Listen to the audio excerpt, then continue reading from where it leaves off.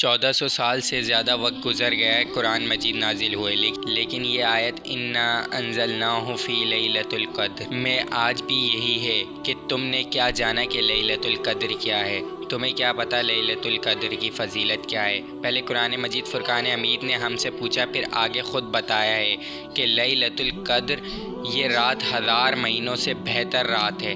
اب 1000 مہینوں کا مطلب کیا ہوا؟ 83 ایئرز سے زیادہ بہتر ہے۔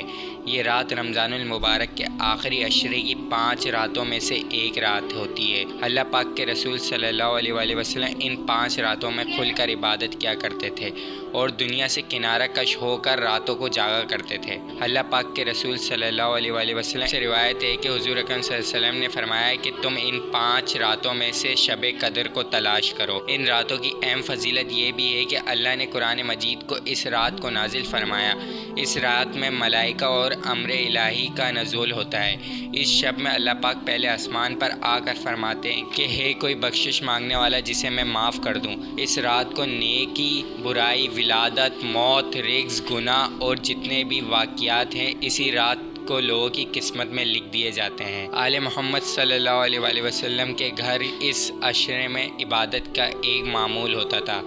روایتوں میں آتا ہے کہ حضرت فاطمہ الزہرا علیہ السلام شب قدر میں کسی کو سونے نہیں دیتی تھی اور کھانا کم دیتی تھی اور کہتی تھی کہ وہ شخص محروم ہے جو شب قدر کی خیر سے محروم کر دیا ہو۔ روایت میں یہ ہے کہ امام علی سے کسی نے سوال کیا کہ ہمیں شب قدر کی پاک رات کے بارے میں بتائیے۔ آپ نے فرمایا کہ ایسا نہیں ہے کہ ہم شب قدر کے بارے میں نہیں جانتے، اسے پوشیدہ رکھا گیا ہے۔ اس میں کوئی شک نہیں کہ اللہ نے تمہاری وجہ سے اسے پوشیدہ رکھا ہے اور تمہیں ایک موقع دیا ہے۔ اگر اس رات کا تمہیں پتہ ہوتا تو تم اسی رات کو بس نیک اعمال انجام دیتے، باقی راتوں میں نیک اعمال انجام نہیں دیتے۔ تم اسے غنیمت سمجھو۔ حدیثوں میں اس رات کی مخصوص نشانیاں بتائی گئی ہیں۔ لہٰذا محمد بن مسلم نے امام جعفر صادق علیہ السلام سے بیان کیا کہ ایک شخص نے آپ سے سوال کیا کہ شب قدر کی پہچان کیا ہے؟ آپ علیہ السلام نے فرمایا شب قدر کی پہچان اور علامت یہ ہے کہ اس میں ہر وقت خوشگوار ہو جاتا ہے، نہ اس میں زیادہ ٹھنڈ اور نہ زیادہ گرم موسم ہوتا ہے، اس میں نارمل موسم ہوتا ہے اور یہ رات بہت افضل ہے۔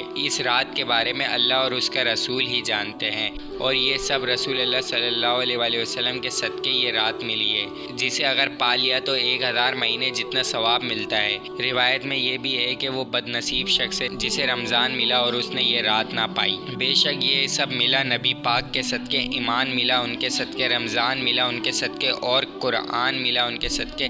سچی بات تو یہ ہے کہ رحمان بھی ملا ان کے صدقے۔